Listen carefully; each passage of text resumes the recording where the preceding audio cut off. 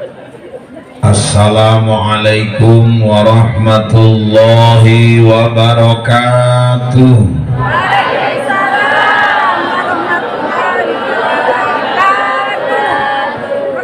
Innal hamdalillah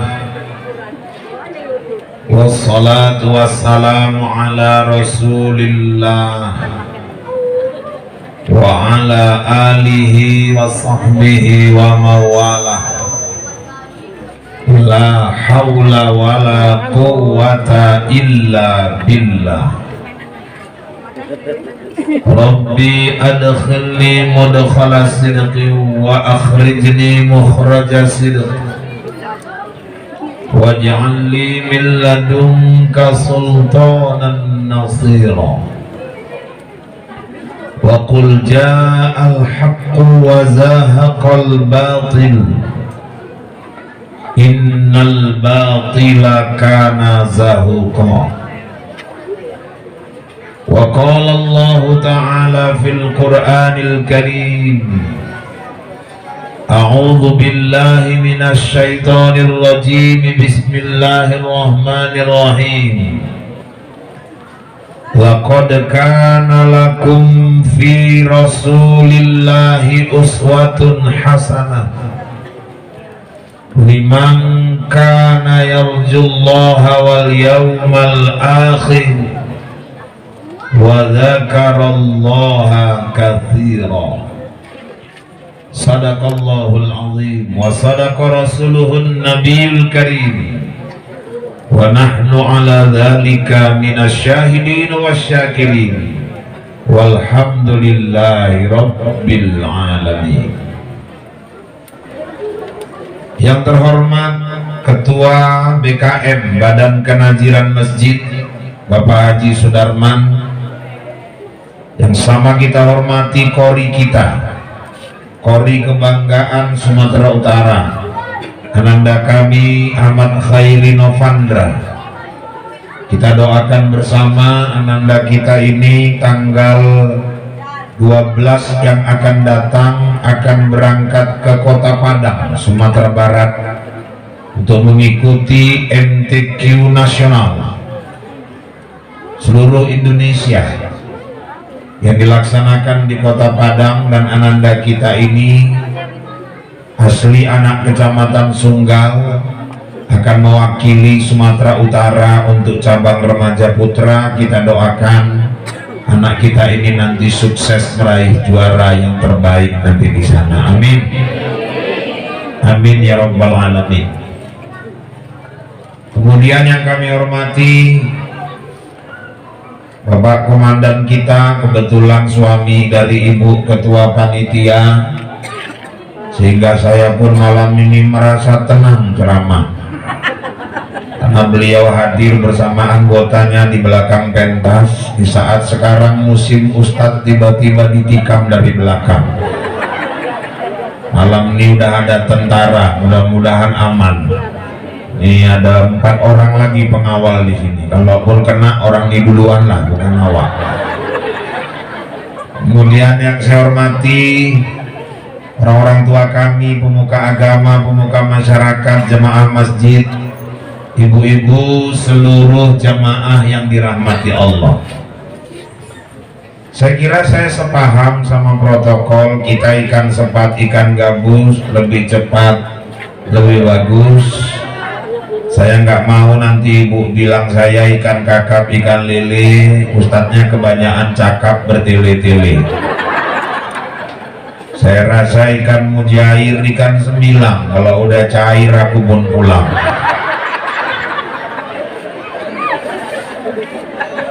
Bapak Ibu yang dirahmati Allah, peringatan Maulid ini adalah satu bentuk betapa kita betul-betul mencintai Rasulullah Muhammad sallallahu alaihi wasallam. Dan saya melihat wajar saja umat ini setiap tahun memperingatinya. Pertama, Rasul adalah orang yang sudah menunjukkan kita minal zulumati ilan nur, dari alam kegelapan menuju ke alam yang terang benderang. Beliaulah orang yang telah membawa risalah buat kita, sehingga kita tahu mana yang halal, mana yang haram, mana yang baik, mana yang buruk, mana yang salah, mana yang benar. Beliau sosok pemimpin yang sangat mencintai kita umatnya, sehingga menjelang ajalnya pun salah satu yang diucapkannya adalah ummati, ummati, ummati, umatku, umatku, umatku. Begitu besar cinta beliau kepada kita, wajar kalau kita juga merayakan hari kelahirannya. Kita ini insya Allah umat Rasul yang hebat, amin ya Rabbal. Kenapa? Kita nggak pernah ketemu Rasul, kita tidak pernah dialog bercerita bersama Rasul, kita tidak pernah menjabat tangannya, kita nggak pernah memeluk tubuhnya. Tapi sampai hari ini kita tetap mengimani ajaran-ajarannya. Dan orang yang walaupun dia tidak bertemu Rasul, tapi dia istiqomah mengimani ajaran Rasul, orang-orang tersebut lebih mulia daripada para sahabat di zaman Rasul dulu. Mereka beriman wajar karena mereka bertemu dengan Rasulullah. Kita nggak ketemu, tapi kita imani ajarannya. Makanya malam ini kita wujudkan bentuk kecintaan kita dengan merayakan peringatan Maulid ini. Walaupun belakangan ada saja orang-orang yang berpaham Maulid itu katanya haram, peringatan Maulid bid'ah, itu perbuatan mengada-ngada. Ada yang pahamnya kayak gitu. Nabi nggak pernah nyuruh. Itu orang yang buat acara Maulid bikin perkara baru dalam agama, bid'ah, binar, tempatnya di neraka. Saya pernah jumpa orang yang pahamnya kayak gini di Setaf, maaf, di Mesitang. Saya mau ceramah ke Langsa, singgah masjid, sholat, duduk-duduk di teras. Foto orang itu dekati saya, mau kemana Pak? Mau ke Langsa. Dari mana? Dari Minci. Oh, saya dari Langsa mau ke Medan. Aku nggak nanya, dalam hatiku gitu. Mau ada apa Pak di Langsa? Ada acara. Ini musim Maulid ini Pak. Dia nggak tahu saya penceramah. Saya pun waktu itu pakai batik, tangan pendek, nggak ada gaya-gaya penceramah. Terus dia bilang, ini bakal banyak kali orang masuk neraka ini Pak. Saya terkejut, gue pikir wah ini malaikat penjaga neraka gitu. Kenapa Pak? Saya bilang, ini kan musim Maulid, kata dia. Ini yang bikin-bikin acara Maulid itu orang-orang yang bakal masuk neraka. Bid'ah. Nabi nggak pernah suruh, Bapak nggak usah ikut-ikut, kata dia. Itu yang sholat, selesai sholat doa bareng-bareng, bid'ah itu, wirid, bid'ah. Banyak kali orang ngada-ngada bikin perkara baru dalam agama. Kalau bisa Bapak ada acara Maulid di kampung, nggak usah ikut-ikut. Ya tak tahu awak tukang ceramahnya. Dalam hati saya, kalau yang panitia Maulid yang dengarkan ceramah masuk neraka, berarti yang duluan masuk neraka kan yang ibu kok kayak senang kali aku masuk neraka. Dalam hati saya nih, wah ini cari masalah. Kenapa cari masalah? Kalau sempat paham dia beredar di mana-mana, dipegang orang, tahun depan nggak ada lagi orang buat Maulid, apa nggak kami Ustadz kehilangan job? Cari masalah di dalam hati saya. Saya bilang Pak, oh jadi ini karena nggak dibuat Nabi, itu bid'ah, bid'ah. Jangan dibuat-buat itu. Bapak mau kemana? Saya bilang, ini mau ke Medan. Dari mana? Dari Langsa. Bapak naik apa? Naik mobil tuh di depan. Bapak pun bid'ah masuk neraka.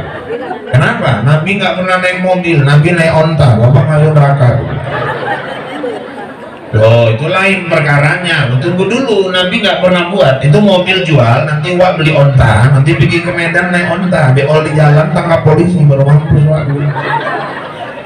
Ini kipas angin masjid buka aja nih. Zaman Nabi nggak ada masjid pakai kipas angin. Kalau memang yang nggak pernah dibuat Nabi bid'ah, azan gak usah pakai mic lagi. Naik ke atas atap masjid tuh azan di sana, jatuh telungkup tahankan sendiri. Oh, berarti cerita kita nggak nyambung. Memang nggak nyambung, saya bilang. Saya nggak suka. Bapak gampang kali nyalahkan orang. Kalau memang itu paham Bapak, terserah. Tapi tolong jangan orang yang pahamnya ada peringatan Maulid terus diklaim masuk neraka. Emangnya neraka itu udah Bapak kontrak? Aku bilang. Ini kan sekarang orang gampang kali nyalahkan. Diwirid bid'ah. Apa sih salahnya orang wirid? Orang wirid yang dibaca pun Yasin kok. Apa ada orang wirid baca ere-ere? Kalau ada orang wirid baca ere-ere, saya orang pertama mengharamkan wirid itu. Yang dibaca tahdim, pangkal bakoro, akhir bakoro, asmaul husna. Walaupun 27 tahun wirid nggak apal-apal. Penak pertamanya mantap semua. Nas'aluka rahmatan lil alamin ya man huwallahu alladzi la ilaha illa huwar rahmanur rahim. Al malikul quddus salamul mu'minul muhaiminul azizul jabbar. Kena yang ujung yang aja. Al-wadudul majidul ma'isus syahidul haqqul wakilul qawiyul matinul waliyul hamidul muhsil mubdi'ul mu'id. Masuklah partai beremeng. Al-muhyil mumitul hayyul qayyum wajidul majidul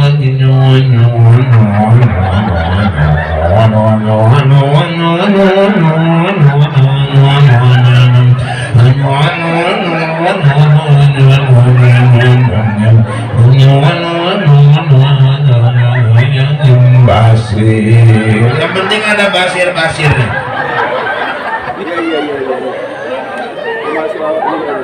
Tahlil udah sesuai hadisnya tahlilnya. Abdul zikri la ilaha illallah. Apa sih yang salah orang wirid? Doanya doa arwah, doa tetap iman, doa selamat. Di wirid itu ada silaturahim. Mungkin kalau nggak ada wirid di kampung ini pun bisa satu sama lain nggak saling kenal. Yang punya rumah sedekah, keluarkan lontong, kue. Saya melihat wirid nggak ada masalah. Yang masalah tuh manusia yang wirid. Loh, kenapa manusianya Pak? Ya manusianya lah yang bermasalah. Yang bermasalah itu kalau orang rajin wirid tapi nggak sholat, nah, itu yang masalah. Wirid rajin, sholat enggak. Wirid rajin, masuk ke rumah-rumah tiap malam Jumat datang, azan nggak mau datang. Itu yang menyalah itu.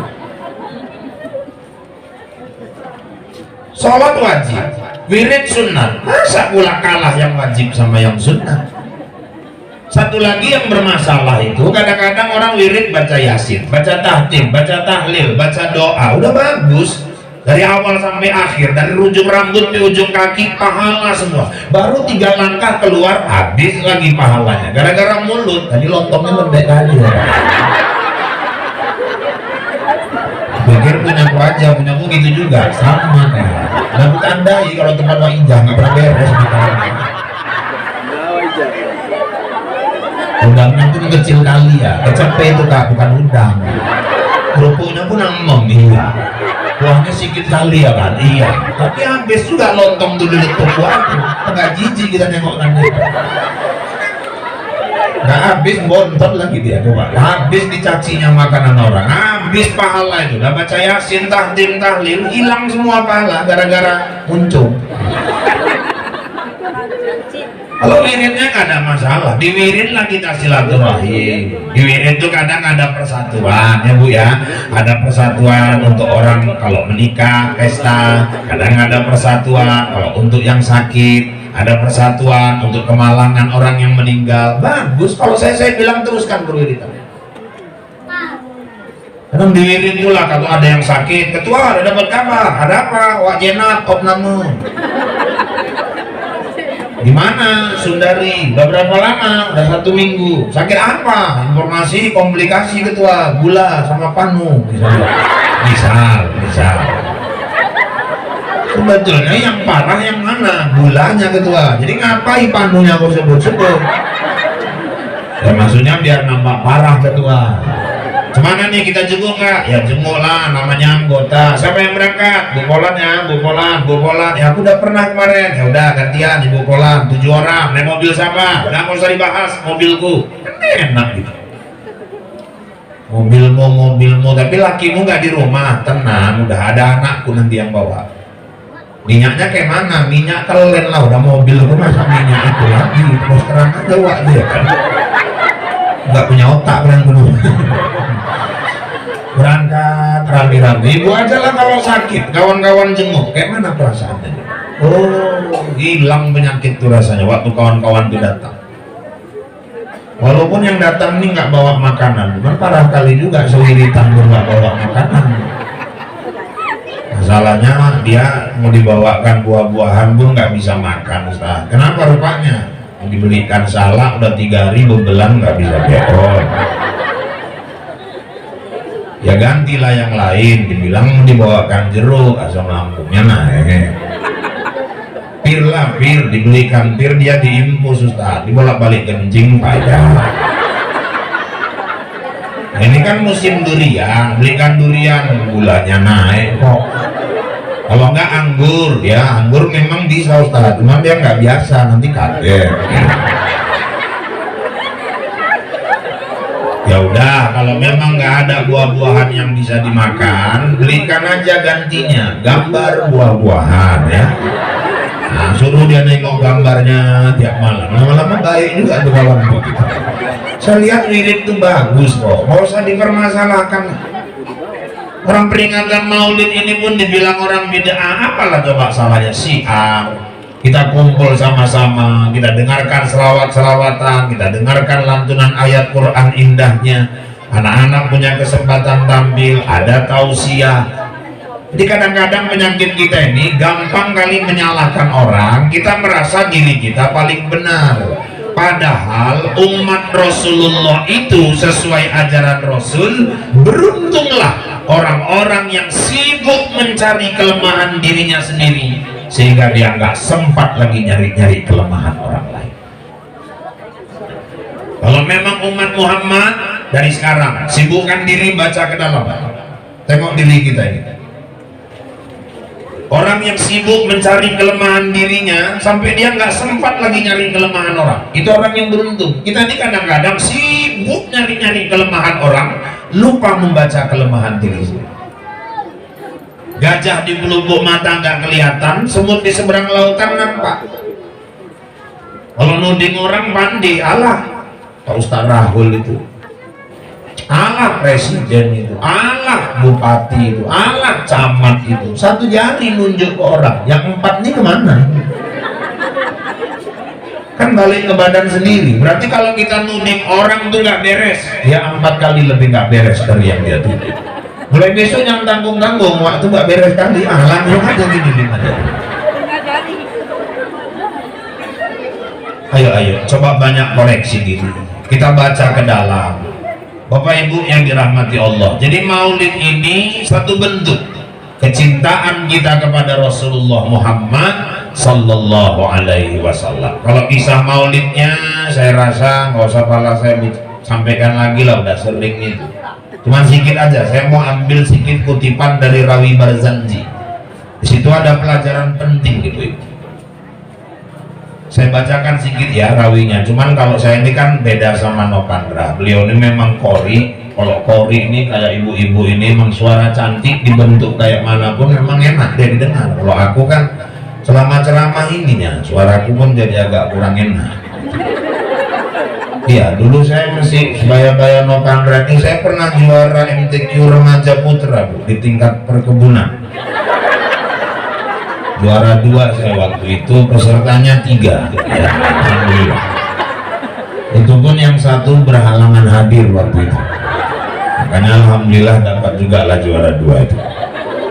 Itu di Rawi Barzanji sebelum marhaban itu kan ada kalimat begini, walamma tamma min hamlihi ala rajihi tis'atu ashhurin qamariyah, ketika usia kandungan Aminah tis'a asyara, sudah mencapai 9 bulan. Wa ana lizzamani ayyan jali'an husada,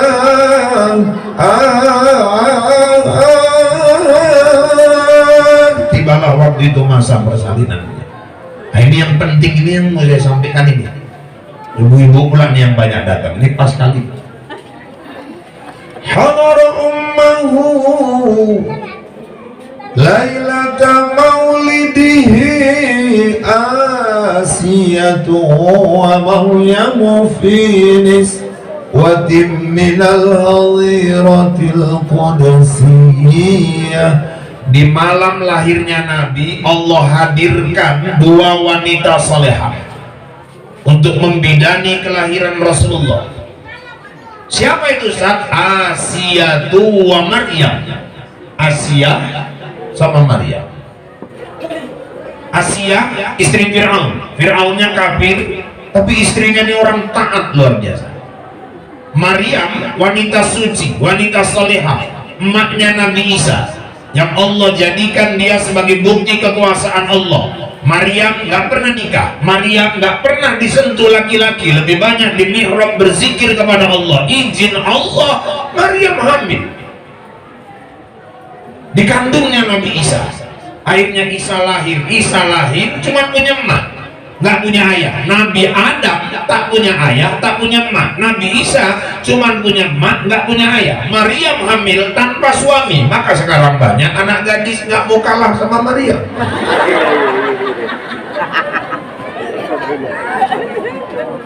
Sekarang model pula, nikah bulan 3, lahirkan bulan 6. Cuman 3 bulan sekarang hamil, ekspres. Malah kejadian di Langkat, masih bongkar terata, lahir anak. Membongkar terata pun terkejut, cepat kali cucunya lahir, wah. Oh dia muncung, oh belepuk kan muncung. Udah urus saja terata itu, jangan kau urus anakku. Ini bibit unggul nih, namanya pula lagi. Maryam wanita salehah, Asia, dua wanita inilah yang diutus untuk membantu persalinan Nabi. Pelajarannya apa? Ibu-ibu, maaf kalau ada yang sedang hamil, suami yang istrinya sedang hamil, anak-anak gadis nanti kalau nikah insya Allah bakal hamil. Dari sekarang tolong doktrin otak kita, tolong tanamkan mindset di kepala kita, tolong tekadkan dari sekarang kalau nanti waktu persalinan jangan cari dokter bidan yang tidak seagama dengan kita. Nabi lahir sampai diutus Asia sama Maryam. Cari yang seagama. Saya buat pernikahan saya sama istri saya Anjeli. Ya Rahul kan bininya Anjeli. Baik Bu, ikhlas saja apa? Kami dianugerahkan Allah anak 4. Saya tahu Ibu nggak nanya, nggak apa-apa Bu, kasih tahu aja. Yang ingin saya katakan, 4 anak saya itu saya jamin Bu, 4 ketika lahir yang pertama menyentuh orang Islam. Kenapa? Prinsip kullu mauludi yuladu alal fitrah. Tiap-tiap bayi lahir bersih, suci. Masa bayi kita bersih, lahir bersih, suci? Yang pertama nyentuh bidan yang nggak pernah mandi wajib. Oh, saya nggak rela. Jangan sembarangan Bu. Kita kadang orang Islam ada bidan yang seagama, cari yang orang non Muslim. Udah lahir cucunya, wah udah kapan? Minggu semalam. Apa orangnya? Laki. Siapa bidannya? Bu Tagalog. Oh nggak sama Wa Aisyah mahal. Berapa? 800. Bu Tagalog 7,5. Gara-gara beda limpul. Rela dia anaknya yang pertama nyentuh orang yang nggak pernah mandi wajib. Cari yang seakidah Bu. Kita semua cita-cita kita anak-anak kita jadi anak-anak soleh, soleha, tapi jangan sembarangan lah. Itu mendapatkan anak soleh, soleha itu nggak gampang. Harus betul-betul dari dasar. Saya ada orang nanya sama saya, Ustaz, gimana caranya supaya punya anak soleh? Kau solehkan dirimu dulu. Bibit, bebet, bobot menentukan. Tanah bagus, bibitnya rusak, nggak akan bagus. Bibitnya bagus, tanahnya nggak bagus, sama juga. Suami soleh, istri soleha, akan lahirlah anak-anak soleh dan soleh. Banyak anak gadis saya ingatkan, cari pasangan itu jangan sembarangan. Tengok betul-betul. Kalau ibu-ibu ya udahlah, udah kasket. terimalah laki di rumah itu apa adanya. Gimana lagi, nggak mungkin diganti ngomong kayak gitu nasib. Makanya anak-anak diarahkan cari jodoh itu jangan sembarangan. Loh, saya pernah ceramah ke Tanjung Merawa, agak jengkel saya bu, jumpa tetangga lama di Belarang. Loh Irfan, bibi, kowe pan, bibi kan? Kowe pan, iya bi. Ya Allah pan, sehat pan, sehat bi.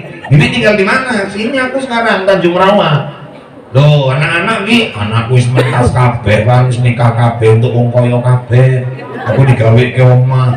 Aku tinggal kayak pembantu kayak mobil gawe ke omah. Anakku sukses-sukses pak. Mosok sih bi? Iya, untuk bojo koyo-koyo. Memang anak dia pun cantik-cantik bu. Aku dulu bereng juga, emang kalah gitu. Orang calon dia datang naik mobil, aku naik sepeda. Di terakhir saya tanya, yang nomor satu Wak? Alhamdulillah Kalimantan pan, suaminya manajer kebun. Suksesnya Wak. Iya. Yang nomor dua Wak, suaminya Kapolsek, tugas di Palembang. Yang nomor tiga Wak, alhamdulillah Kabak, kepala bagian di Pemkab di Riau. Yang nomor empat Wak, oh ini lagi Pak, sawitnya 35 hektar. Yang paling kecil Wak, cuman inilah nasibnya paling jelek Pak, dapat ustadz. Dalam hatiku muncung kau keluar dalam hatiku.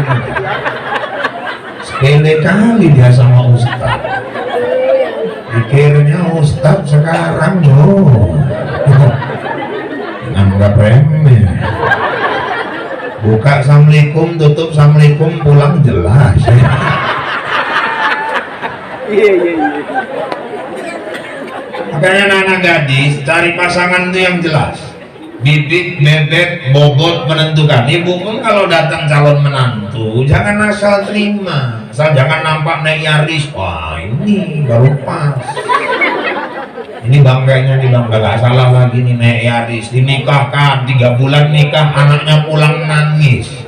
Loh kenapa kau dipukuli? Enggak mak, gaduh, gak ada gaduh. Apa selingkuh dia? Enggak loh mak. Jadi apa masalah? Mobilnya tarik dealer.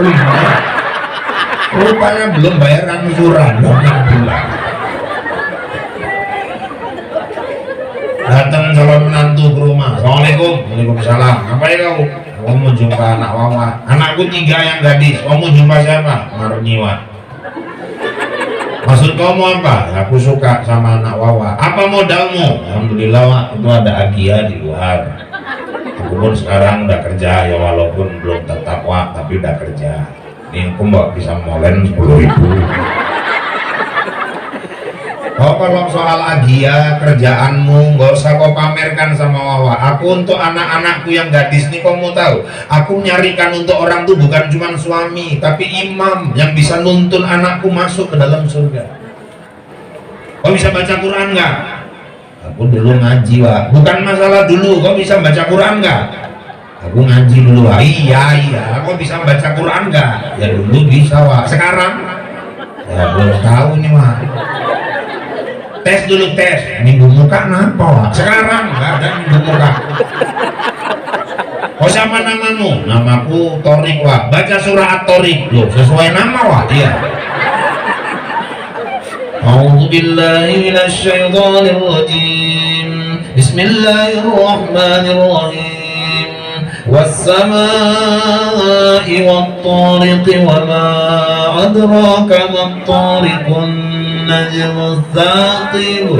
Baca sampai habis. Oh, dah nanti ku pertimbangkan. Tenang.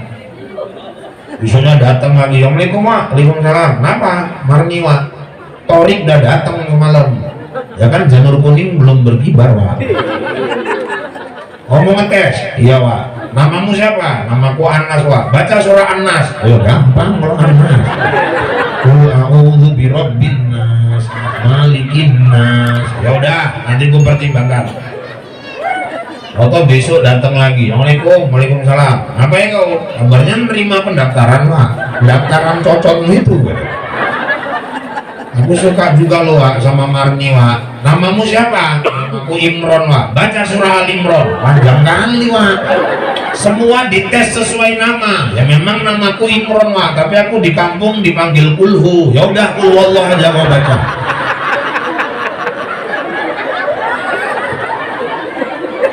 Bibit, bebek, bobot menentukan. Anak gadis jangan sembarangan cari pasangan. Kriteria jodoh tuh 4. Dijamaliha, tengok kegantengannya, kecantikannya. Cuman ganteng cantik ini kan selera orang nggak sama ya. Gak bisa kita bahas kali tuh. Ada yang suka wajah bulat, ada yang suka oval, ada yang suka agak lonjong, ada yang senengnya segi 4 kayak SpongeBob. Selera orang kan nggak sama. Ada yang suka kulitnya putih, hitam. Makanya ibu kalau pergi ke Medan jumpa suami istri jalan, ibu rasa nggak imbang, gak usah ibu bahas itu. Kadang penonton lebih sibuk daripada pemain. Ini suaminya ganteng, rambutnya ikal, alisnya lebat, matanya bulat, bulu matanya lentik, hidungnya mancung, bibirnya tipis, kayak aku lah. Sementara istrinya udah jelek, hitam, pendek, tonggek, pesek. Kadang ibu pula yang keter, mak musibah kali ya. Bang, barangnya kayak gitu kok istrinya hancur kali ya bang. Kita yang bilang hancur. Mungkin Allah ngasih pandangan sama dia nengok istrinya itu cantik. Gak usah dibahas itu, selera orang nggak sama.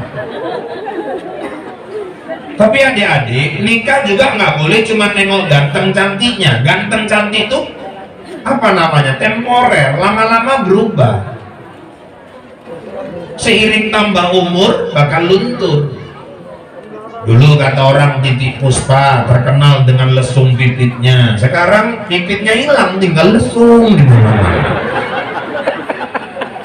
Semua kan bakal tua. Kalau cuma nikah karena cantik, nanti istri masa Indomie meledak kompor gas, hancur muka, dah hilang cintanya. Gak bisa cuma karena itu aja. Tengok lagi yang kedua, walimah lihat, tengok hartanya. Loh, kok matre pak? Bukan matre. Kadal fakru ayyakuna kufron. Banyak orang gara-gara fakir, akhirnya dia jadi kafir. Ekonomi itu menentukan. Maka anak lajang kalau ekonomi belum mapan, jangan dulu ngelamar orang. Gak bisa pakai model kayak zaman dulu. Dek, kuharap kau cinta padaku walau kita makan nasi dan garam. Sakit kuning kan orang. Mapan kan dulu ekonomi. Terus yang ketiga apa lagi pak? Wali hasabiha, tengok keturunannya. Karena biasa buah jatuh nggak jauh dari pohonnya. Biasa kalau bapaknya kampret, anaknya kalong. Kalau bapaknya nyopet, anaknya nyolong. Biasa itu. Terus apa lagi pak? Baru yang nomor 4, walidiniha, nikahilah karena agamanya. Pasbar bidatin din taribat yadak. Siapa nikah karena agama, dia pasti bahagia. Nah, kalau suaminya soleh, istrinya soleh, tuntunannya agama, jalankan rumah tangga pun dia realnya agama. Dia paham hukum, dia pelajari hukum, dia pelajari ajaran Rasulullah berumah tangga. Dia dekati istrinya pun nggak sembarangan. Malam dia berhajat, dia dekati istrinya. Dia pakai adab, pakai moral, pakai akhlak. Dia ikuti Rasul, ambil wudhu dulu, kemudian baca doa yang diajarkan Rasul. Itu kalau dia mau dekati istrinya. Deket ini kan udah paham lah. Kan nggak mesti ku jelaskan. Kita kan udah sama-sama dewasa. Kan banyak anak-anak kan nggak enak. Warga tuh nggak paham bolak-balik. Kalau deketi malam kan nggak mungkin blender cabai. Dia ikuti ajaran Rasul itu. Bu, Nabi itu kalau mau deketi istrinya wudhu. Udah, kemudian dia baca doa. Allahumma jannibni syaiton wa jannibni syaiton ma razaqtana. Ada moralnya, ada akhlaknya, ada adabnya. Nanti coba dikaji di fikih keluarga, dibaca bukunya. Di situ ada tuntunannya semua. Nggak sembarangan. Itulah kalau orang paham agama. Karena ketika suami istri berhubungan, maaf, terjadi pembuahan, akan lahir bayinya itu. Kalau nanti lahir bayi dari hasil hubungan yang tidak ada nilai-nilai syar'inya, macam mana mau anak soleh? Nah, sembarangan. Dan itu saya mau kasih sedikit rahasia sama ibu, tapi ibu jangan bilang siapa-siapa, ini kita aja. Ya, bukan karena ibu udah aku anggap keluarganya, kalau orang lain pun nggak aku kasih tahu nih. Kita ini semua dari lahir sampai meninggal ada satu jin yang mengikuti kita terus. Setiap kita ini ada jin pendamping, namanya qarin. Bukan nanti surah Qaf ayat 27. Dari kita lahir sampai mati, kemanapun kita dia ikut. Suara kita dia bisa tiru, gaya kita dia bisa tiru. Makanya kalau ada orang pergi ke dukun, ini rahasia dukun saya buka ini. Sebetulnya kalau saya buka pun dukun-dukun marah nih. Tapi nggak apa-apa supaya umat jangan dibodoh-bodohin. Assalamualaikum Mbah. Waalaikumsalam. Masuk Mbah, duduk. Masalah lakimu? Iya Mbah, udah 3 bulan nggak pulang. Loh Mbah kok tahu? Ya, tahu, aku semua tentang kau udah tahu. Kalau dukun kan ketawanya gitu. Itu suamimu itu ada main sama janda mencilin.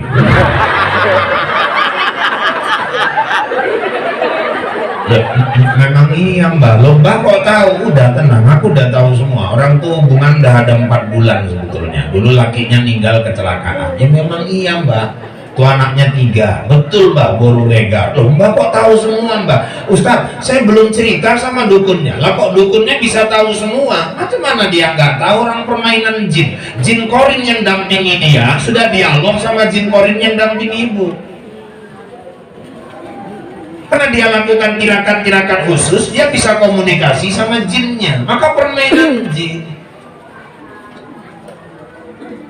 Ada mama-mama meninggal, namanya katakanlah yang meninggal ini Wak Beda. Walaupun ada kesamaan nama dan peristiwa, cerita ini fiktif belaka. Wak Beda jangan marah. Wak Beda ini gantung diri di pohon lengkuas, meninggal dia. Dah jam 3 sore dikuburkan. Malam rupanya walegino sama walegiman ronda. Rupanya waktu ronda jam 1 malam dua-dua kebelit kencing. Pikilah ke bawah pohon gori, kencinglah orang tuh 2. Kencing pun berjamaah di 2. Rupanya waktu kencing, walegiman tadi nengok ke atas pohon gori. Wak Beda nyengir dari atas. Padahal jam 3 udah dikuburkan.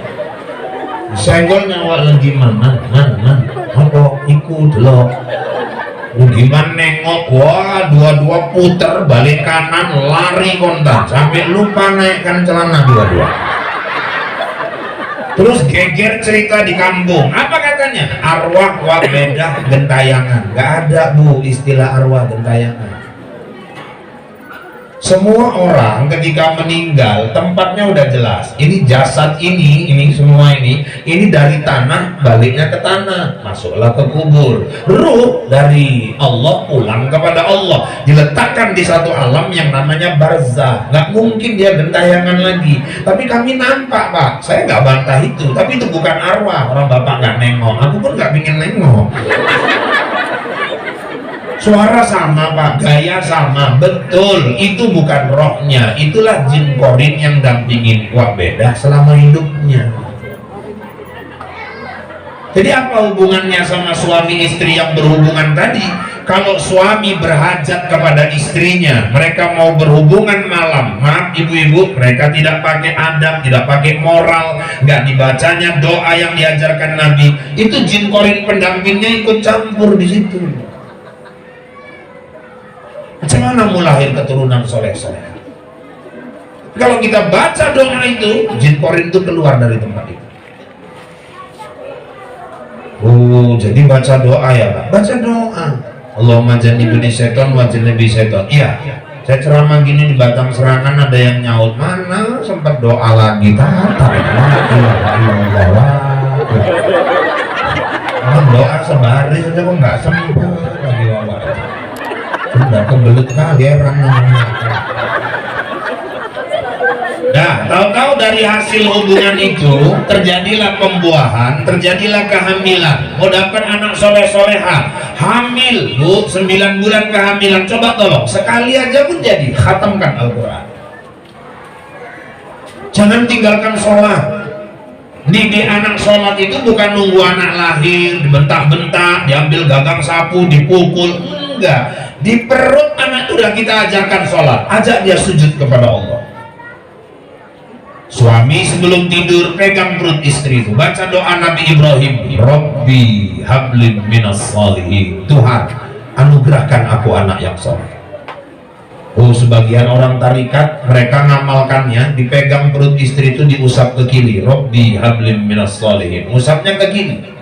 Oh, kenapa ke kiri Pak? Teori fisika gumparan tuh kalau diputar dia masuk energi kalau ke kiri. Kalau ke kanan malah output, keluar energi. Makanya orang tawaf keliling Ka'bah, mungkin yang udah umroh tahu itu, Ka'bah pasti di sebelah kiri, nggak di sebelah kanan kan?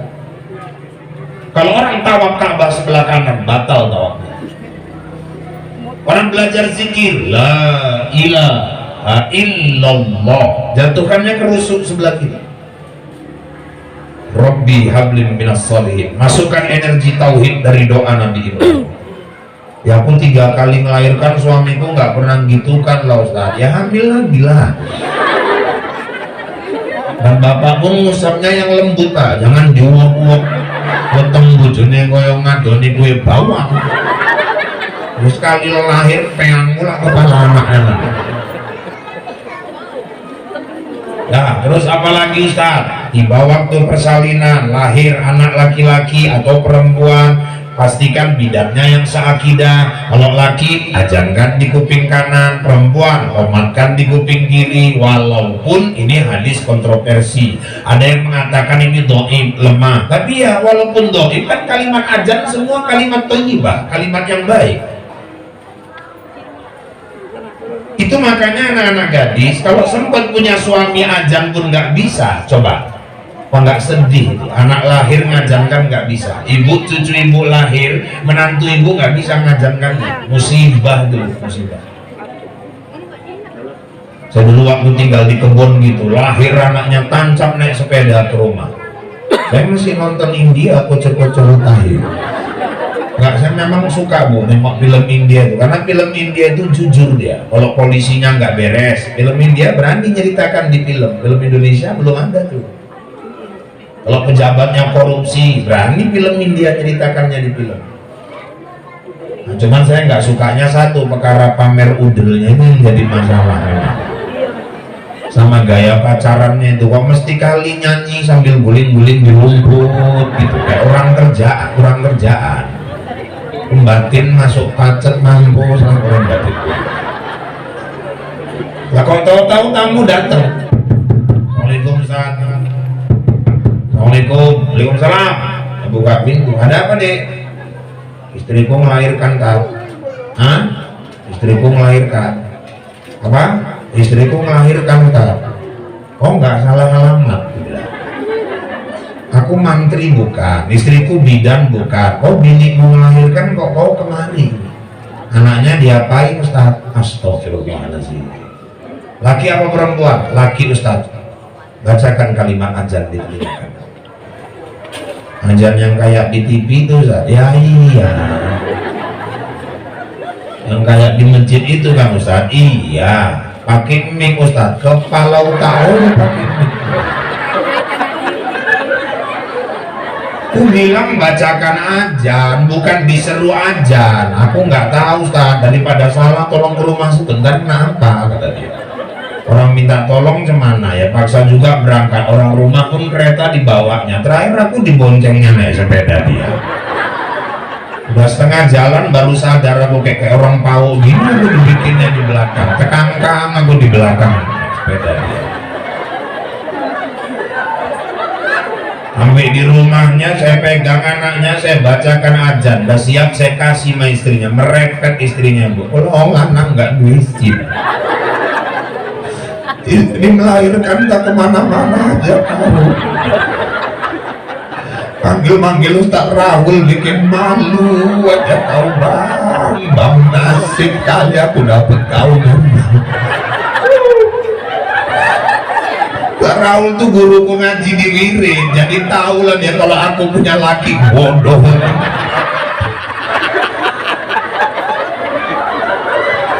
Aku tahu gini bagus kawin mau Raul aja dulu. Batin siapa yang mau sama dia? Orang laki kok ajan aja nggak bisa, bisanya bikin.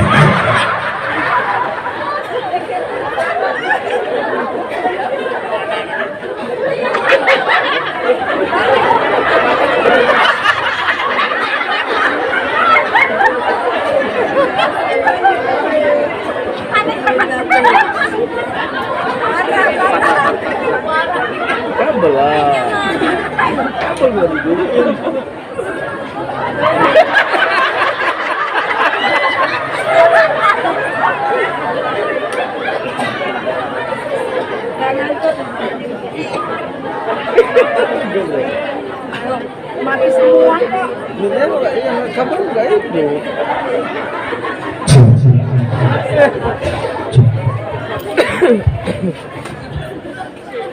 Kenal lah kau nih. Siap lah kau nih. Seneng kali ibu kalau aku dapat musibah. Nah, itu makanya suami itu pastikan agamanya yang jelas, yang benar.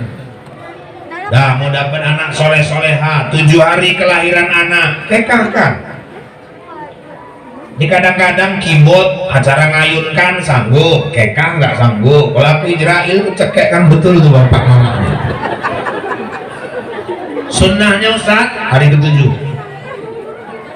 Hari ke-7 udah kekah Ustaz, hari ke-7 sunnah. Rumah sakit aja belum terbayar mikirkan kekah. Hari ke-14 pun belum sanggup Ustaz. Hari ke-21 pun belum. Ya udah, kapan ibu sanggup laksanakan kekahnya. Walaupun sebagian paham dalam fikih tidak ada kekah lewat 7 hari, tapi ada juga yang berpendapat sepanjang anak itu masih dalam tanggungan kita nafkah. Laki-laki 2 ekor, perempuan 1 ekor. Hari ke-7 itu sembelih kekah, bagikan dagingnya, cukur rambutnya, timbang berapa gram, kalikan harga 1 gram perak, sedekahkan ke fakir miskin. Tabalkan namanya, ayunkan dia. Pak, kalau mama bapaknya belum kekah, kalau ibu dulu belum kekah, ibu ada rezeki, ibu boleh kekah untuk diri sendiri, pakai rezeki uang ibu sendiri. Ada dasar hukumnya Ustaz. Di kitab Bidayatul Mujtahid, Nabi umur 40 tahun diangkat jadi Rasul, seminggu kemudian dia sembelih kekah untuk dirinya sendiri. Oh, jadi kalau kita belum kekah, belum dikekahkan orang tua, sekarang kita boleh kekah pakai uang kita sendiri, boleh, dengan syarat 2. Apa itu Pak? 1, pastikan anak-anak udah kekah semua. Yang kedua, ibu kalaupun mau kekah udah tua-tua gini, sembelihkan kambing itu, bagikan sama tetangga-tetangga, cukup. Ibu nggak usah minta diayunkan lagi. Ayunan ibu mau kayak apa besarnya? Yang ngayun pun 7 orang. Marhaban. Kalau pas kandas disongket dari bawah. Nah, baru di 7 hari itu tabalkan nama anak. Pak, maksudku Pak nanti Pak pas 8 hari ke-36.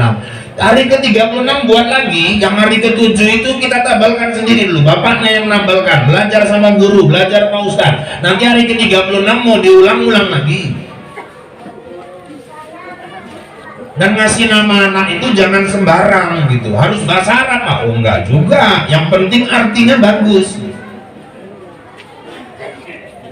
Ngambil dari bahasa Arab tapi artinya nggak paham, dan dikasih nama cucunya. Wah udah, orang hari ke-7 kok kata Ustaz Rahul, ya langsung aku bikin namanya hari ke-7. Siapa namanya Wah? Aku ngambil dari Quran. Oh siapa Wah? Al-Baqarah. Al-Baqarah tuh lembu betina Wah. Tengok artinya, jangan asal kasih gitu. Ustaz, kalau dikasih nama anak dari Asmaul Husna, nama-nama Allah boleh Ustaz. Yang penting jangan tunggal. Misalnya nama Allah Ar-Rahman, Ar-Rahim, Al-Malik, Al-Quddus, As-Salam. Kalau mau dibuat, jangan nama anak dibikin Ar-Rahman. Jangan, nanti anak ibu nggak sanggup. Itu Allah punya. Makanya dikasih tambahan depannya Muhammad Rahman. Atau umumnya Abdul Rahman. Ar-Rahim Abdul Rahim, Al-Malik Abdul Malik, Al-Latif Abdul Latif, Al-Hamid Abdul Hamid, As-Salam Abdul Salam, As-Somad. Nah itulah Ustaz terkenal Abdul. Pak, kalau ngasih nama malaikat nggak boleh Pak? Boleh, yang penting jangan Israel, malaikat pencabut nyawa. Jadi kasih nama anak Muhammad Israel, bertamu ke rumah Pak Kadus. Assalamualaikum Pak Kadus. Waalaikumsalam. Sama di luar Israel Pak, ninggal Kadusnya dengar Israel.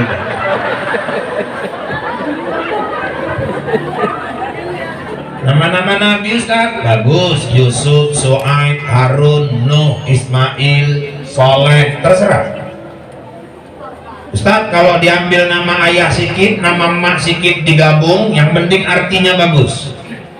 Kalau saya anak saya tertua, saya bikin namanya Muhammad. Dalam Muhammad dah tahulah orang terpuji, Fandi Al-Habibi. Fan itu diambil dari nama saya, Irfan. Di itu diambil dari panggilan emaknya, Dia, Rodia. Habibi kekasih, jadi kekasihnya Irfan sama Rodia, cocok. Ibu kalau nggak cocok jangan ibu paksa, nanti ibu namanya Mardia, suami Mahmud, masa anaknya Marmut? Enggak.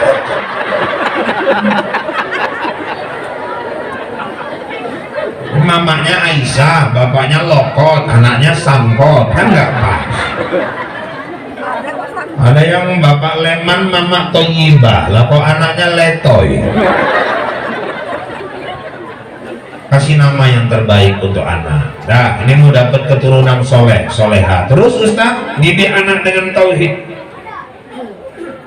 Wa idh qala Luqmanu li ibnihi wa huwa ya'izuhu ya bunayya la tusyrik billah. Ingatlah tatkala Luqman berkata kepada anaknya, wahai anakku sayang, ya bunayya. Menurut tafsir ya bunayya itu panggilan untuk anak yang masih di bawah 5 tahun. La tusyrik billah, jangan syirik nak kepada Allah. Anak di bawah 5 tahun sudah dikenalkan Allah.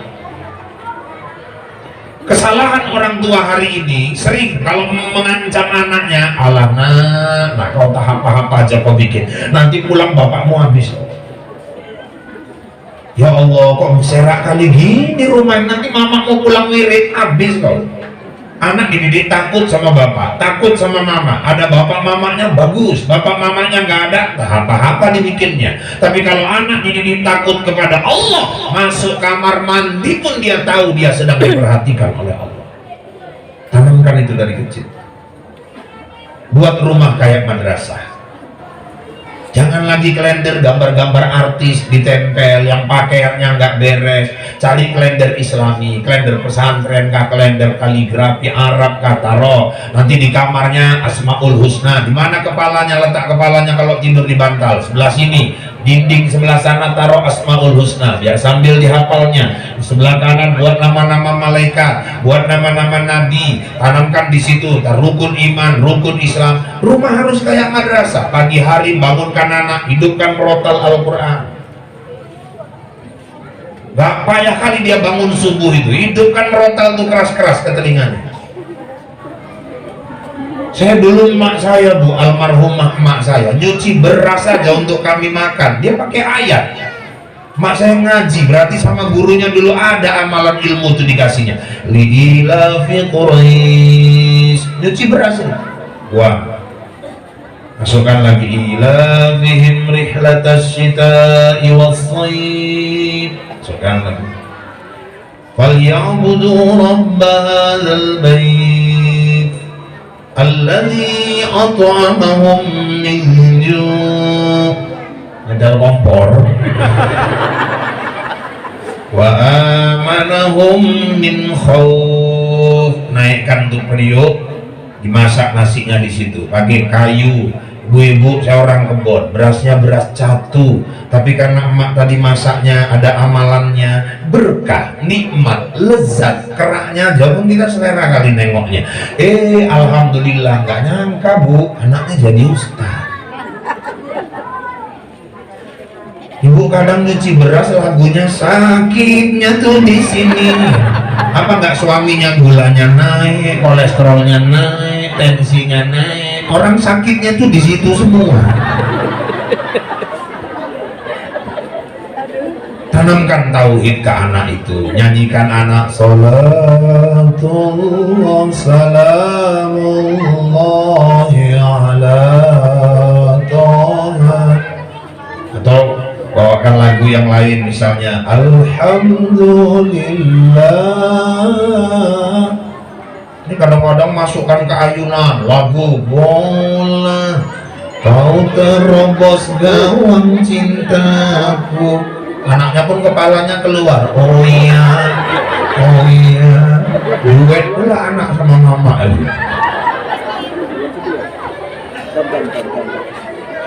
Nah, terus apa lagi Pak Ustadz? Tanamkan nilai-nilai Quran kepada anak-anak.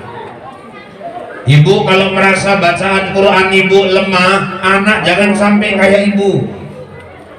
Nggak apa-apa lah ya Allah, mungkin aku dulu bandel disuruh ngaji, aku nggak mau, nggak nasibku ya Allah, tapi aku mau anakku harus jauh lebih pintar dari aku mau nanti ketika mayatku terbujur kaku, anakku yang baca Quran di samping jenazahku, anakku yang menghatamkan Quran di samping jenazahku, ketika aku dimandikan anakku nggak memberi izin orang lain memandikannya, dia ingin dia sendiri yang memandikannya karena dia nggak mau aurat mamanya ditengok orang lain. Siapa kita nggak mau punya anak kayak gitu? Udah selesai semua, bibi wawaknya udah pada pakai sarung, lebih wak pada mau ngapain ya, tapi mamamu mau dimandikan, ini mau mangku, aku kan adiknya bibi, ini bawa kakaknya, kan wajar kami mandikan, ya wajar kali lah orang saudara kandung. Wawa kan kakaknya, bibi kan adiknya, tapi yang minta maaf lah wak, kami anaknya wak. Darimu nggak ngerti mandi sampai kami bisa mandi sendiri, wah. Sampai kami bisa pakai baju sendiri. Inilah terakhir kali mama kami mandi. Wawa, bibi, tolong wah, duduk. Ini hak kami, biar kami yang mandikan mak kami. Oh, siapa nggak bangga punya anak kayak gitu? Makanya adik-adik remaja masjid tolong, udah dilantik tadi. Buat program di masjid kerjasama sama Pak BKM, Pak tolong diajarkan mereka cemana cara mandikan jenazah. Kita mau nih anak-anak remaja orang tuanya meninggal, mereka yang mandikan, mereka yang masangkan kain kapan, belajar nah cemana cara motong kain kapan itu, pelajari, panggil Bilal, suruh ngajari air 9 itu untuk apa, air bidara, air jeruk itu untuk apa, kapur barus itu untuk apa, cemana cara ngapani mayat, meletakkan kapasnya kayak mana, ikatan-ikatannya itu di mana. Dah, terus belajar juga bagaimana nyolatkan jenazah, bagaimana ngistinjakkan jenazah. Kalian cari kawan kalian paling kurus, bikin praktek. Yang paling kurus mandiin rame-rame, meninggal pula betulan aja. Boneka, jangan kawan bikin praktek. Terakhir ada pula yang kurang ajar, kalau enggak wak BKM aja yuk lah, BKM pula dimandiin orangnya rame-rame. Boneka cari. Belajar, kita sama nggak pingin punya anak kayak gitu. Maka tanamkan Quran. Tolong guru-guru Quran itu dihargai. Kita ini kadang-kadang kalau ngormatin orang karena jabatan, ngormatin orang karena dia kaya, ngormatin orang karena pangkat kedudukan. Padahal kita diajarkan Nabi, hormatilah orang karena manfaatnya buat orang lain. Guru-guru ngaji itu tolong dihormati, kenapa? Les bahasa Inggris 400.000 bayar, sempoa matematika gope bayar, les askia mau masuk setan anaknya 1,5 juta bayar, guru ngaji 30.000 nunggaknya 6 bulan. Padahal nanti masuk ke kubur orang tua disiksa sama mungkar wa nakir, hajar kir, siapkan, yo hajar gedebak, tahu-tahu anaknya baca Quran. A'udzu billahi minasy syaithanir rajim. Mungkar bilang sama Nakir, bro berhenti bro, anaknya lagi baca Quran. Malaikat gak sanggup nyiksa orang tua yang anaknya lagi baca Quran. Barulah mamanya yang dikubur sadar, ya Allah, rupanya guru ngaji yang menyelamatkan aku di kubur, bukan guru matematik, bukan guru bahasa Inggris. Ibu bangga kali anak ibu jago bahasa Inggris, dia gak ngerti Quran. Apa yang ibu harapkan? Datang dia ziarah ke kuburan ibu, nggak ngerti Quran. What is name mama? Ma, how are you mom? How are you? Mamanya nyaut, you how namanya dari.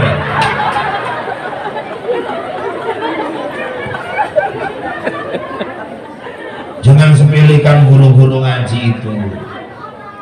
Kebahagiaan luar biasa kalau orang tua anaknya pandai baca Quran. Coba siapa kita nggak iri coba sama orang tuanya Novandra ini. Tengok baca Qurannya tadi, Masya Allah. Kita semua pingin punya anak. Dan sekarang Bu, maaf ya, orang sekarang berlomba-lomba anaknya nggak cuma sekedar tahsin bisa baca Quran, tapi bisa ngapal. Kalau anak ibu baru sebatas bisa baca, kita ketinggalan Bu. Anak-anak orang sekarang udah pada ngapal. Coba itu acara di RCTI tiap tahun, lomba hafiz anak Indonesia.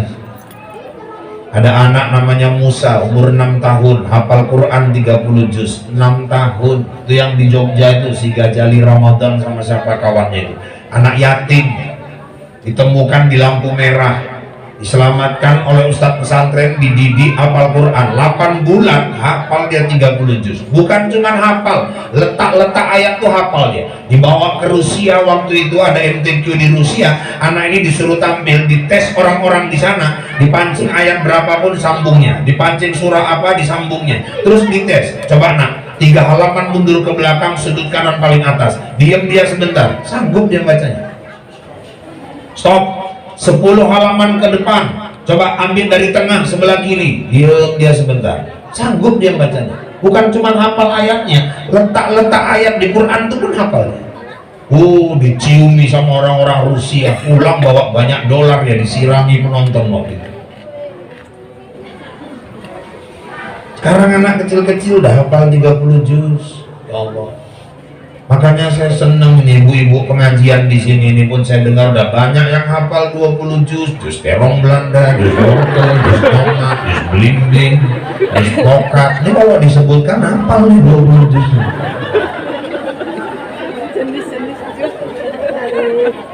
Makanya kalau bisa macam mana kita punya anak-anak, nggak cuma sekedar bisa membaca, tapi juga bisa menghafal Al-Quran.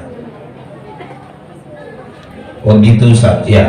Saya pun yang kepingin loh Ustaz, cuman anak 3, udah berumah tangga semua, yang paling besar tukang, tiap hari ngacu semen aja, otaknya pun udah keras loh, kayak semen, kayaknya udah berat lah ngapal Ustaz. Ya anak nomor 2, yang nomor 2 bawa angkot Ustaz, mikirkan makan aja pun udah pening dia, malah pula lagi mikirkan ngapal. Yang paling kecil kan ada, paling kecilnya lagi Ustaz, malu aja tiap malam pulang bawa tabung gas saja katanya. Kerja pabrik LPG ya enggak, yang maling gas lah, kerja pabrik LPG. Cucu pun kayaknya Ustaz cuman satunya yang punya anak, yang 2 belum punya anak sampai sekarang, yang 1 pun kayaknya payah diarahkan Ustaz. Kalau ibu memang nggak punya anak, punya cucu yang bisa hafal Quran, ibu cari pesantren tahfiz, dicari di sana anak-anak orang susah yang lagi ngapal Quran. Udah berapa tahun sekolah di sini nak? Udah 2 tahun Bu. Berapa juz hafal nak? Alhamdulillah 7 juz Bu. Oke, berapa uang sekolahnya nak? 700.000 sebulan Bu. Mulai bulan depan ibu yang bayar uang sekolahmu, kau jadi anakku ya nak ya. Cari anak angkat yang hafal Quran. Orang tua yang anaknya hafal Quran, dia bisa nolong orang tuanya nanti dikubur, bisa nolong orang tuanya di akhirat, masuk ke neraka. Orang sekarang aneh, kadang ke masjid nggak mau, sholat nggak mau, baca Quran enggak, Ramadan nggak puasa, terawih apalagi, kerjaannya tenggen aja. Tapi kalau ditanya, pas lagi tenggen ini mabuk, tanyalah sama dia, Bang, abang mau masuk surga apa neraka Bang? Bodoh, ya surga lah. Orang kalau tenggen, ditanya pun tetap mau masuk surga. Cuman pertanyaannya, sholat enggak, puasa enggak, baca Quran enggak pernah, zikirnya enggak jelas, kerjanya mabuk terus, mau masuk surga, kok kayak punya orang dalam aja. Lo masuk surga apa pakai orang dalam Pak? Siapa bilang nggak pakai? Loh, di sana pakai orang-orang dalam juga Pak. Pakai. Ibu kalau mau masuk surga syaratnya 2. 1, deketi yang punya surga. Yang kedua, harus punya orang dalam. Saya aja sampai sekarang saya siapkan orang dalam itu. Maka anak-anak saya suruh ngapal Quran. Anak yang ngapal Quran itulah orang dalam kita nanti yang narik kita masuk ke surga. Orang tua masuk di neraka, disiksa oleh malaikat di dalam neraka. Allah perintahkan anak tadi nuntut, ya Allah, itu ayahku ya Allah, itu ayahku ya Allah. Malaikat angkat. Loh, apa pula hebatnya anak ini ya Allah kok mesti diangkat? Anak itu hafal Quran 30 juz. Oh, naik. Orang awak pun ganggu janda aja.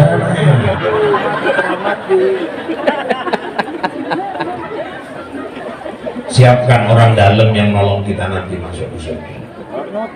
Didik anak dengan Al-Quran. Nah, terus apa lagi Ustaz? Barulah didik anak dengan akhlak. Sesuai misi Rasulullah diutus. Apa misinya Ustaz? Innama bu'istu liutammima makarimal akhlak. Rasul itu diutus untuk menyempurnakan akhlak manusia. Ibu-ibu, anak setinggi apapun ilmunya, setinggi apapun jabatannya, kalau dia nggak berakhlak, dia nggak akan pernah dicintai orang lain. Itu makanya kalau kita kaji-kaji, lebih hebat orang tua dulu mendidik akhlak daripada orang tua sekarang. Harus kita akui. Saya sekarang orang tua, tapi saya harus akui orang tua dulu lebih hebat mendidik akhlak daripada orang tua sekarang. Orang tua dulu itu wibawanya aja beda. Ini saya dulu pemain bola, mungkin anak lajang banyak nggak tahu, adik-adik. Saya dulu gantung sepatu tahun 98. Saya dulu kalau main bola, posisi saya kalau nggak di gelandang ya kadang-kadang gelandangan, nengok situasi lah.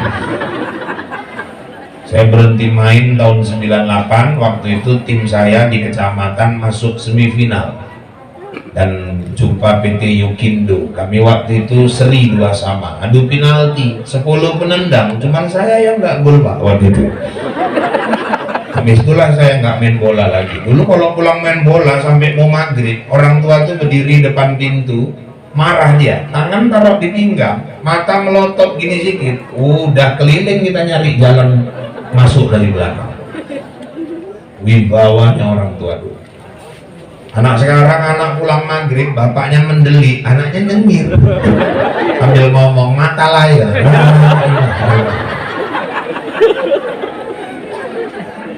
Sekarang payah nyari orang tua yang bisa jadi teladan.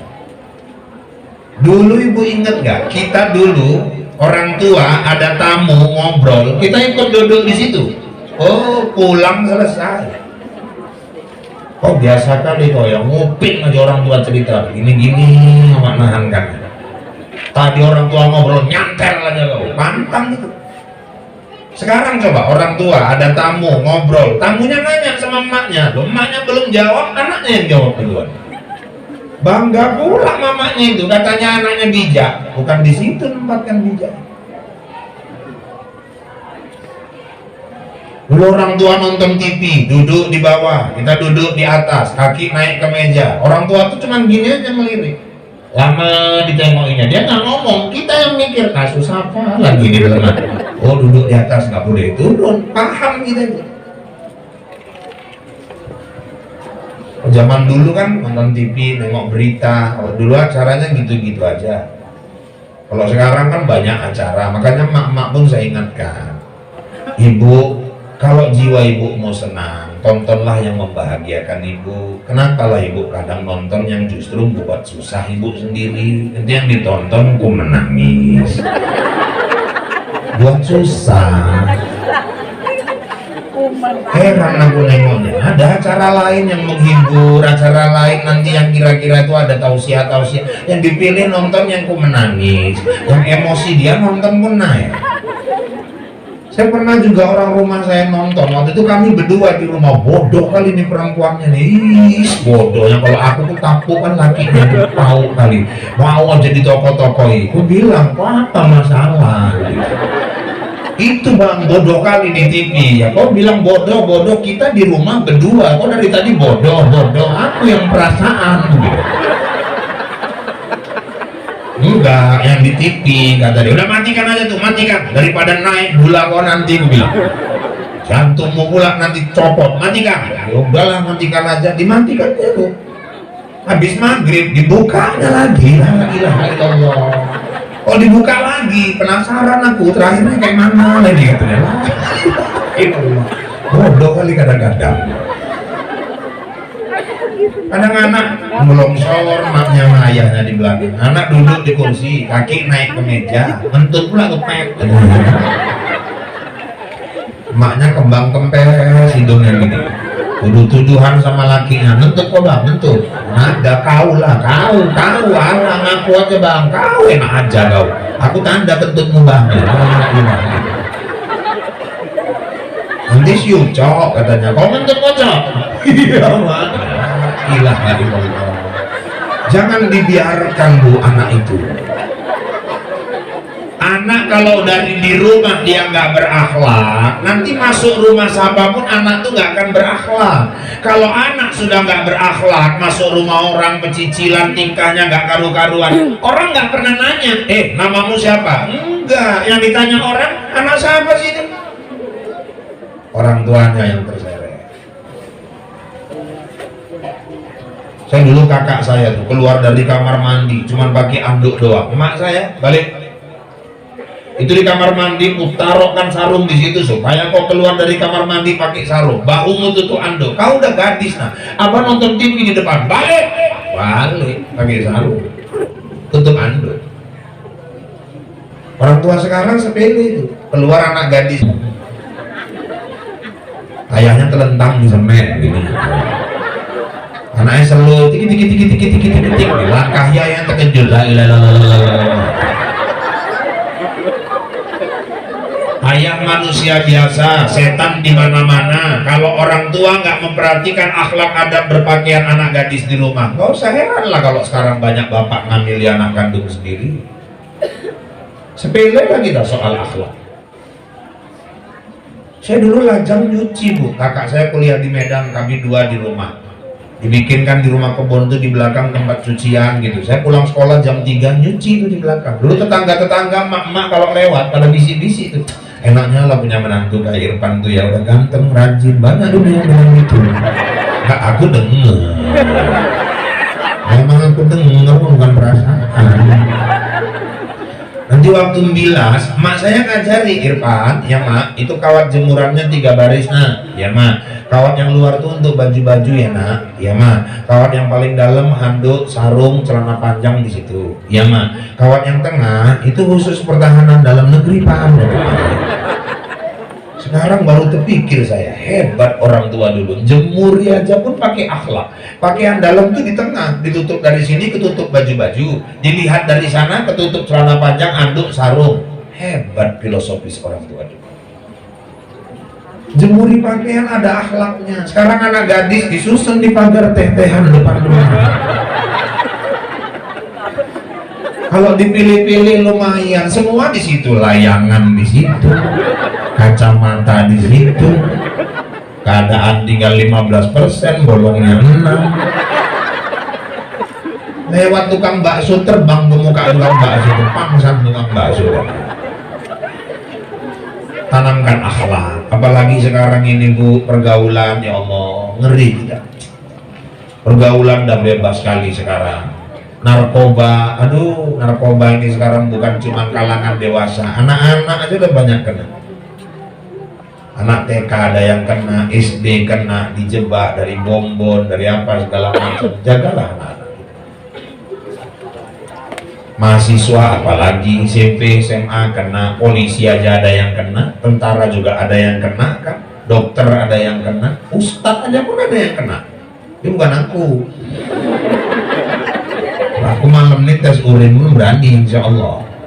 Itu di Al-Kamal ada ustadz, rupanya dia dikasih vitamin katanya supaya fit. Memang kalau ceramah semangat aja dia, rupanya lama-lama kok kalau nggak minum itu dia rasanya lemah gitu, lesu. Terakhir dia tes urin positif, rupanya memang kandungan narkoba, zat adiktif. Lagi di rehab di sana, mungkin udah selesai waktu itu rehab. Ngeri sekarang. Dan kalau narkoba udah merajalela, ibu tengok lah, kota impak bolak-balik hilang, kereta pantang terletak hilang, tabung gas hilang, handphone gampang hilang, jemuran hilang, janda bolong hilang, batik Soeharto hilang, Cat tumpah hilang, aglonoma hilang, lidah mertua hilang. Memang bisa disadis sekali sekarang menantu lidah mertua mau ditanamnya, bentar lagi lidah suami mau ditanamnya. Inilah kalau narkoba udah merajalela. Maka syukurlah ada remaja masjid supaya anak-anak ini lebih terarah. Walaupun main musik daripada bergitar nggak karu-karuan. Tengok nih tadi coba. Saya duduk di situ tadi betah kali rasanya. Aku nggak usah ceramah pun nggak apa-apa lah dengar orang nyanyi aja dalam hatiku. Yang penting kan pulang jelas gitu maksudnya gitu kan. Sekali ya. Diarahkan anak-anak kita. Dah. Jadi misi Rasulullah diutus menyempurnakan akhlak. Kita ambil pelajaran dari Maulid Rasul. Rasul bidannya saja pun sengaja dikirim 2 wanita solehah. Maka kita yang ingin punya anak-anak soleh-solehah, jangan sembarangan mengambil bidan ketika kita mau melahirkan. Ibu bapak yang dirahmati Allah, puncak dari kecintaan kepada Nabi, amalkan sunnah-sunnahnya. Sunnah Nabi memakmurkan masjid, sunnah Nabi banyak membaca Al-Quran, sunnah Nabi bersilaturahim. Dan tugas kita hari ini mengawal ajaran Muhammad. Ibu-ibu yang dirahmati Allah, makanya wajar kalau hari ini umat Islam di mana-mana marah karena Presiden Prancis yang begitu menghinakan Rasulullah dengan karikaturnya. Informasi malah belakangan sudah mulai diintimidasi orang-orang Islam yang mau ibadah. Wajar kalau umat Islam dimanapun mereka marah. Kenapa? Karena sebenarnya kita agama Islam agama yang sangat toleransi, tapi kadang umat lain yang tidak toleransi kepada kita. Ibu-ibu, di mana aja negara Islam kalau mayoritas orang kafir aman tinggal di situ. Tapi kalau orang kafirnya yang mayoritas, Islamnya yang sedikit, selalu orang Islamnya tertindas di situ. Makanya rapatkan barisan, makanya kuatkan persatuan, makanya tingkatkan kepedulian. Kalau ada kata sepakat, harimau di hutan pun bisa diikat. Jaga agama ini, jaga warisan Rasul ini, karena kita ingin hidup tetap menjadi umat Muhammad, wafat tetap menjadi umat Muhammad, masuk dalam kubur dengan status umat Muhammad, dibangkitkan di padang mahsyar dalam barisan Rasulullah Muhammad, dan kita berharap kita di surga juga berkumpul bersama Rasulullah Muhammad Sallallahu Alaihi Wasallam. Saya kira ini saja yang dapat saya sampaikan. Jam di studio sudah menunjukkan pukul 11 kurang 15 menit waktu Indonesia bagian Merah Rio. Kalau dirasakan kata-kata saya kasar, saya memang makhluk kasar, bukan makhluk halus. Dan seandainya ada kata-kata yang kurang berkenan, saya manusia biasa, bukan makhluk luar angkasa. Kalau dirasakan kata-kata saya menyinggung perasaan, itu pertanda Bapak Ibu masih punya perasaan. Kalaupun masih kurang, kapanpun diundang, nanti saya datang lagi. Yang penting cocok.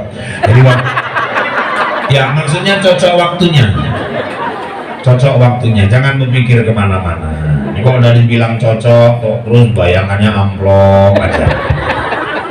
Saya dari dulu ceramah, ibu boleh tanya sama istri saya, panitia-panitia ngasihin amplop, itu amplop tuh saya buang ibu. Iya. Isinya urusan bola. Kusangka terbit bulan purnama, ternyata bintang tak muncul jua di lain waktu kita berjumpa. Semoga Allah meridai kita. Kalau ada jarum yang patah, jangan disimpan sampai berkarat. Kalau ada kata yang salah, tolong maafkan dunia akhirat. Kalau ada jarum yang patah, siapa yang matahin? Kalau ada kata yang salah, tolong maafkan lahir dan batin. Kalau ada jarum yang patah, jangan dibuang ke dalam parit. Kalau ada kata yang salah, tolong jangan diungkit-ungkit. Kalau ada jarum yang patah, jangan disimpan di peti besi. Kalau ada kata yang salah, jangan laporkan sama polisi. Kalau ada sumur di ladang, tanda petani kurang kerjaan. Kalau ada umur yang panjang, bertemu kita di lain kesempatan. Kalau ada sumur di ladang, silakan ibu menumpang mandi. Kalau nggak ada sumur di ladang, jangan sampai ibu nggak mandi. Tak ada gading yang tak retak, tak ada laut yang tak berombak, tak ada bisul yang tak bengkak, dan tak ada tuyul yang tak botak.